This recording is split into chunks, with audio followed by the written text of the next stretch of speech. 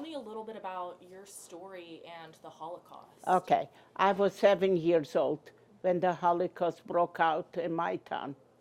I come from a place, it's called Novoselets, which is Basarabia, and the war started out in 1941. I was 7 years old.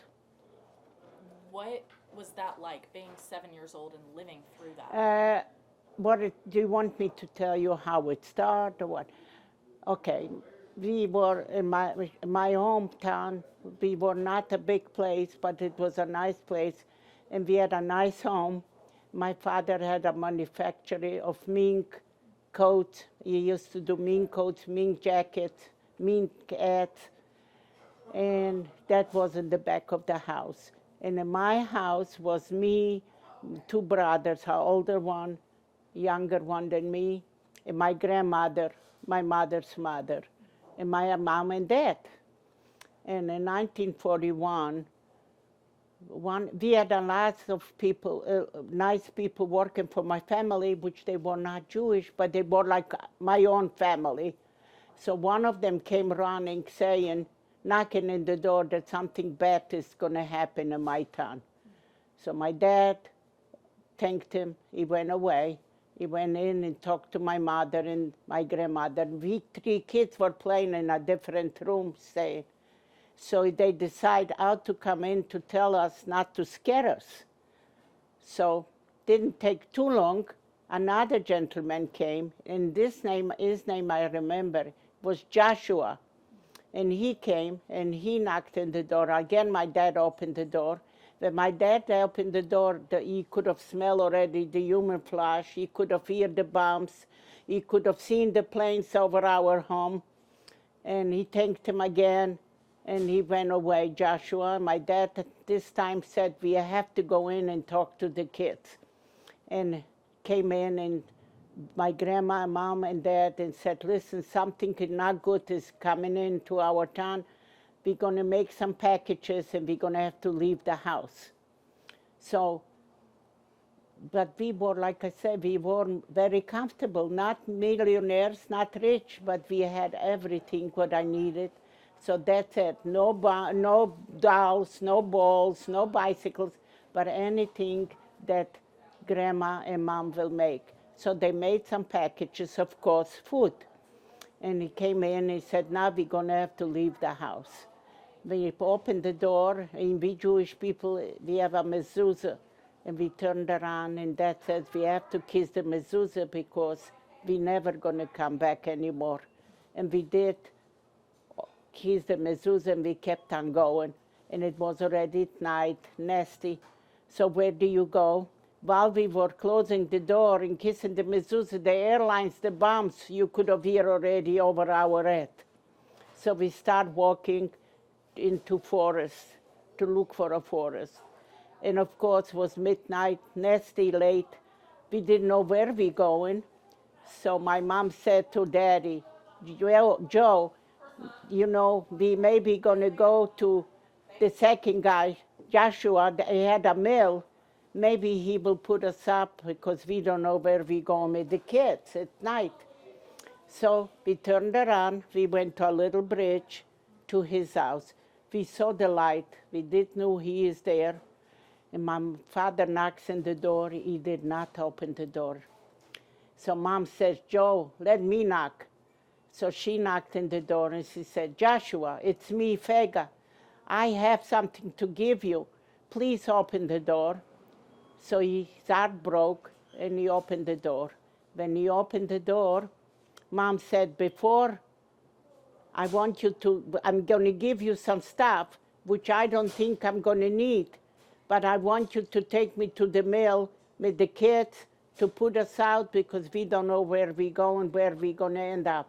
So she still had the jewelry, the diamonds, the chain, the watches, the earrings. She ripped everything off, gave it to him, and said to him, you keep it because I don't think I'm going to ever use it again. And we went, his heart broke, and he shook his head, and we went to his mill. Again, we went to the little bridge to his, and we just sat down. Just sat down, not even 5 minutes. He came running, he said, you have to move away, stand up, because then they already, the Nazis, they are surrendering my meal. If they come in and they find you, they're going to kill my family and you. They were already with the motorcycles, with the German dogs, with them, all that was around the mill. So we had no choice, we had to stand up and walk again out. So again, where are you going? You go back to the forest. And while we came to the forest, like I said, the bombs flying over our head. Meantime, the packages were gone. Our shoes were breaking, no more. Clothes were filthy. We started getting filthy, full of lice. And we kept on going the forest. Meantime, where you walked at night and you saw a field, you saw animals feeding, being fed. My dad and mom ran over to look, maybe we can grab something there to give us something nourishment. So they were, pigs were feeding, food from pigs, food, anything they could have grabbed. And we kept on going. Meantime, my parents, my grandparents of my father lived in a place, it's called Hotin. And my mom said, maybe they're not there. We're going to start walking till we can. Maybe we come to Hotin and they're not there. So we kept on walking. Guess what? We never made it. We came to the end of the forest. They surrounded us, the Germans, with the German dogs, with the motorcycles, with the baguettes turning around. It was awful, just awful. And they started ripping us around to my mother. I hold on to my mother's skirt and my brother to the other side. They took my father, threw them away in another cage. They took my brothers away from my mother, didn't let them go. So they start taking the baguettes and beat her up so bad. It was unbelievable. And they took me away from my mother. And they pushed me away from her. And then we had to, when they pushed us away, they told us we're going to a better place. They always said to a better place. We had to march. Like I said, my feet were already no shoes, no clothes, filthy, and it's called that march. So we marched, and they told us we're going to a place, it's called Sukkarain. And we came to Sukkarain. While I was walking, my dear love, my feet and others, and my parents, stepped on dead bodies and on small babies, smaller than me, smaller than 7-year-old. You could have seen piles and piles of dead people, the dogs eating them, the Germans ripping them apart to look for gold or something. You could have seen that. It was just awful. And again, every minute, every second, they shot somebody else. It was a terror. So we walked the march, and when we came to Sukkarain, they put us by a wall with the baguettes in front of you. You couldn't move, you couldn't look where you are. I didn't know anymore where we are, what's going on. And they told us a train will come. The train was not a regular train, it was a train that they carried cows, animals, pigs. The train came from another places already. They collected people from other towns. It was awful. So but before the train stopped in the station, they opened the metal doors and they threw out people dead or alive. While the train was going, children, babies, you could have seen this. I seen that with my own eyes. Can you believe me as a little girl, 7 years old, to go through all that? And when the train stopped, they had to push me into the train. I don't have a number, but I have all wired. They threw me in on the dead wires. I was all dead wired, my face, my head, my hand. And they threw me in the train. And while we walked, threw me in the train, was no room to stay. It was full of bodies. Like I said, they already came from other places. And the bodies, and it was smelling. Was a lot of poop. People were sitting on dead bodies.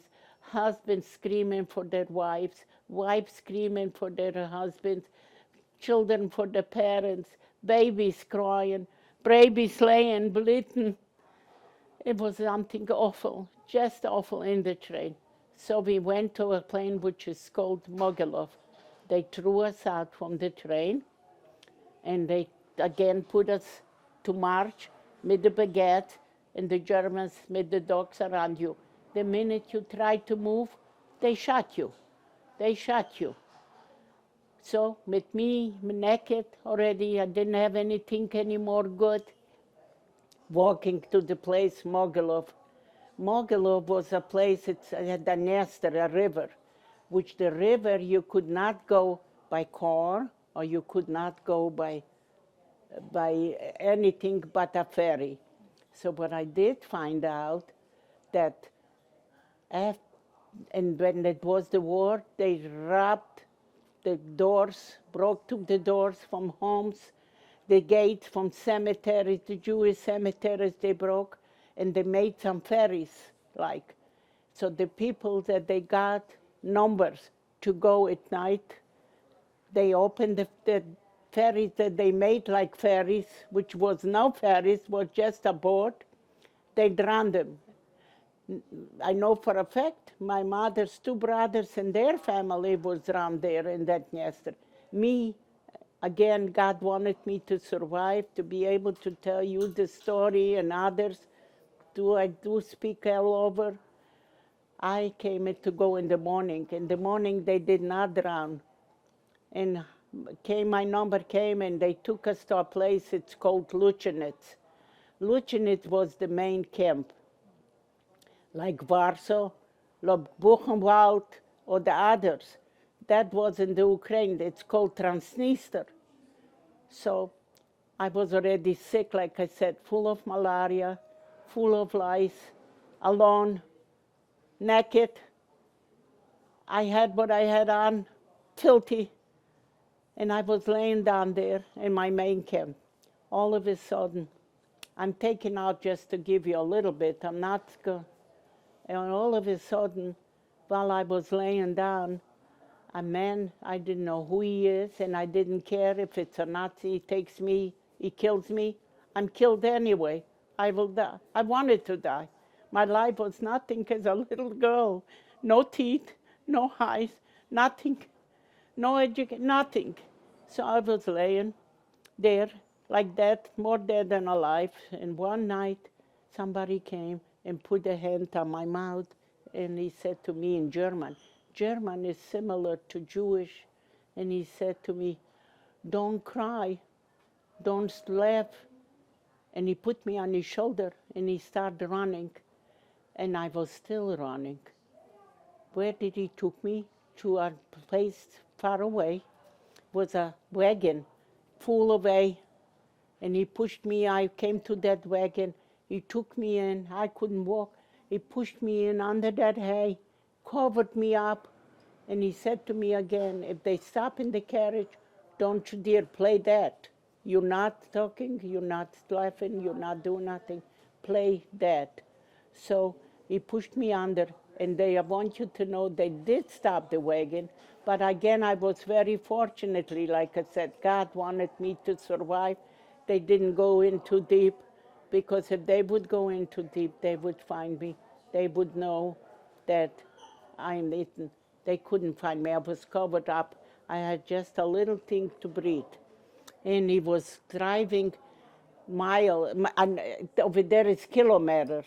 Europe, we don't have miles. I don't have, dates and all that. We drove a lot, but where, I don't know. We came to a place, it's called Tolchin. He dropped me off, came to Tolchin. It was a convert. I didn't see, my eyes were full of lights, like I said. The lights was my breakfast, my lunch, my dinner. Excuse me, filthy, poops all over me, and I didn't care. So he opened it, pulled me out, because I couldn't move, pulled me out by my legs, and two gates opened, two metal gates. Me as a little Jewish girl, did not know, I never seen a nun, I never knew what a nun is. She came out with a little white something, and he threw me into her hand, and she started running with me. And she said, he ran away with the wagon, and she said to me in German also, because they, like I said, German is like Jewish. She said to me, you run with me, but we're gonna come once in a couple of days to bring you something nourishment, because we cannot come every day. The Nazis are around it with the planes. They're gonna see that I'm coming to there. They're gonna realize that we're hiding somebody. Now, I was laying in a bunker by the nuns from 1943 till 45. I was laying there in a bunker like a rabbit. I went there, excuse me, wiped myself with grass. I didn't have what to eat. Even they threw in something to eat. I was so sick of malaria and typhus that I couldn't eat. So any animal that came in probably ate what I had to eat. So again, I was there laying till I was liberated. I didn't know what liberation means. I was 7 years old, never school, nothing, absolutely nothing. So she said to me, and for 1945, she came, not the same nun, another one came, ripped open the door and said to me, now you're going to be free, don't worry, you'll be okay. And I couldn't understand what she's saying. So she took me into her quarters and wrapped me around with their uniforms because I was bleeding my feet from snow, filthy. And she said, now you have to leave. She told me, and I understood. I couldn't see too good because my eyes were, she said, I'm letting you out from the same doors that they brought you in here. And I want you to know that you are free. And I didn't know what free means. And I was liberated in 1945. And when she pushed me out, I couldn't walk. So I was going, sitting on my knees and crawling over. If somebody gets me to kill, I'm dead. I'm dead anyway. So I pushed myself over to a sidewalk. And I was laying there. And I don't know if it was night or day, a couple came by from another camp. The Ukraine had a lot of camps, and he says they were Jewish, and he says to her, I think she's still alive. He said to the lady, and I shook my head because I couldn't talk. I was swallowing the lice. And he said, we're going to take you. We're not going to leave you here because the dogs will eat you, or maybe still Germans are around. They're going to shoot you if they find you. So you come with us. And he picked me up. He couldn't walk. He was sick on malaria. He was sick on typhus. He had full of lice. But they carried me on their back like a backpack because I couldn't walk. And he said, there is a place, it's called Chernobyl. In Chernobyl, the Red Cross established if anybody survived in the Ukraine has to come to this place and let's say if somebody survived. So we kept on walking again, and I fell. So another wagon passed, and in Europe, they have the tailpipes, long tailpipes. So what he did, he took me off of his back. Like I said, they themselves were sick. And he put me on the tailpipe. And I was going with him too pretty good until somebody came across and gave him a signal that somebody is hanging on his tailpipe. He took the tick and started beating me up, and I fell back, and he kept on going. And again, I couldn't walk, so I was laying and crawl over slowly again to the side. Guess what? The same people that they put me on that wagon to go on the tailpipe came to the same place where I fell down. It meant to be. And he says, here she is again. And then he came, he said, no more, we're not going to let you anymore. We go with us, we're not letting you out of our hands. And we went to the place, it's called Chernobyl. In Chernobyl, like I said, the Red Cross, took over the big stores, the big homes, because Chernobyl was like Manhattan, very rich, and they had Persian carpet, they had tuxedos, they had suits, they had very, very rich. So when the Russian came in, they took over everything, the Red Cross, and the Germans ran away. So what they did, the same stores that the German took away from the Jewish people, the Red Cross made like bunker. If anybody survived, will come there. So I was there. We came to Chernobyl. They tried to survive me. They tried to give me all the Red Cross was there. They tried to wipe me. They tried to give me everything they gave me was too big on me. And they said, they gave me a little tiny bed like you give a little child to in a kindergarten to relax. And they said, if anybody survived, will come through here. And guess what? I'm taken out, one after. My father survived. And he came with frozen feet and crutches. He came and he started screaming, calling my name, Riva, Riva. And I looked up and it was my father. And he hugged me. He says, I'm your papa. I'm your papa. And he stood with me for a while. And then he said, I'm leaving you because I'm going to look for the rest. So he went to look and calling my brother's name, Mordechai, easy, Mordechai. And he find them. And they were both all sick, very sick. And find my mother too. But they were all sick and they died after. They survived, but they died from sickness later on. So that's right. I'm giving you right a little bit because I have no time and you have no time. I just want to thank you and to come because we need it, because there is a lot of denial going on, and we want to say never again. And what I want to say to my youngsters, to the young people, please make something, go to schools, listen to your teachers. The future is in their hands to make sure that never again a Holocaust will happen. It did happen, and it could happen again. We don't need any more bloodshed. Please make sure that the teenagers to see the picture and to see that they see somebody 91 years old, because when I go, it's going to be history. Unfortunately, he killed not just the Jews, he killed gypsies, he killed non-Jews, he killed lesbians, he killed anybody that he could put a hand on. We make sure it's never going to happen again and again. Please say no, never, never. It's unbelievable because there is a lot of people that still think it's never happened. They denied that it never happened. It did happen.